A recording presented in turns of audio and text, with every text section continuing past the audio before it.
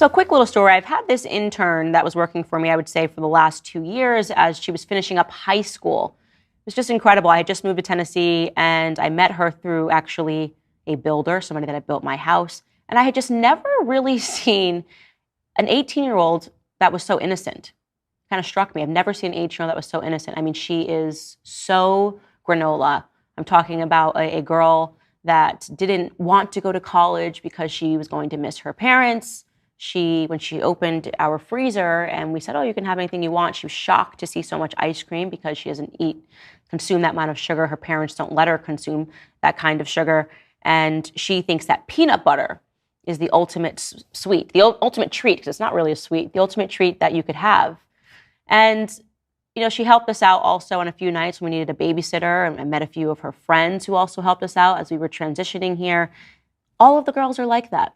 All of her friends are like that. They're on fire for the Lord, and they keep a Bible study amongst themselves as an extracurricular activity. And I would remark to my husband, I've just never seen young girls like this at 18 years old. It's such a far departure from who I was when I was 18 years old. It's the exact opposite. I was trying to get out of the house. I couldn't wait to go to college. I couldn't wait to get away from my parents. I just wanted to be with my boyfriend. I wanted to live with my boyfriend.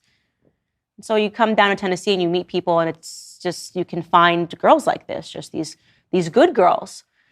So she ended up going off to college, and she did one semester before she came to us and said, look, I don't like college. I actually think I would like to drop out. Perfect GPA, by the way. She had a 4.3 coming out of high school. So you would think, oh my gosh, go get your scholarship. She got some, and go live the university life. You're going to be tremendously successful. She said, I don't want to be at university. Her reasons: she has a boyfriend who is similarly faithful. They've been in a relationship already for over 3 years. She knows that she just wants to be a stay-at-home mom and have 10 kids. I'm not making that as a joke. She actually wants to have 10 kids and be a stay-at-home mom. Those are her goals. It's interesting, right? In fact, you could argue that it's incredibly closed-minded. And I was thinking about that, closed-mindedness. And as I told you, I was sick last weekend, and I went onto Instagram, and I can tell you that going on her Instagram page restored my faith in humanity. I didn't know that I needed to see her Instagram page, but I did after years because we were considering hiring her. I went on her Instagram page, and it restored my faith in humanity because her bio was just a biblical scripture. And her friends' bios were all biblical scriptures. And quotes under her pictures were, he gave it all up for me, and so I give it all to him, referring to Jesus Christ. I thought, how does someone raise a child like this in today's world? How are there actually still teenagers that are being produced that have this sort of a mindset? A friend of hers, also 18 years old, decided to drop out after the first semester because she just wants to be a photographer and get married. And so she got married. Another 18-year-old girl has just gotten married. Her friend group, they all get married at 18, 19, 20. What decade are we in? What state am I in? Where does this happen at? These girls look so happy, so fulfilled. They are closed-minded. And so I was thinking about why my entire life I have been told to keep an open mind and to be open-minded. What does being open-minded actually earn us? Is my question. What does it mean to be open-minded? Keep an open mind to what, right?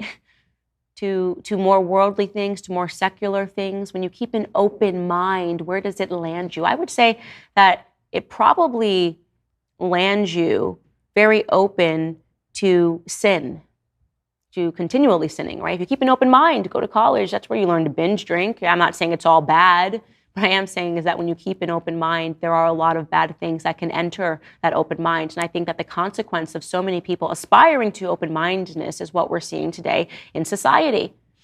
And then I thought about this because of the Grammys and because of how outwardly demonic the world seems to be becoming in stark contrast to the way that these girls live their lives in the South, right?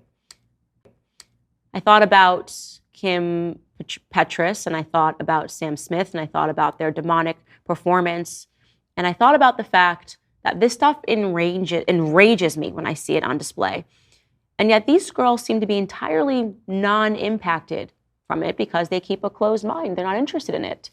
And yet it that evil thing, right? That demonic spirit that hits the stage wearing devil horns, dancing to a song called Unholy, is still very interested in them.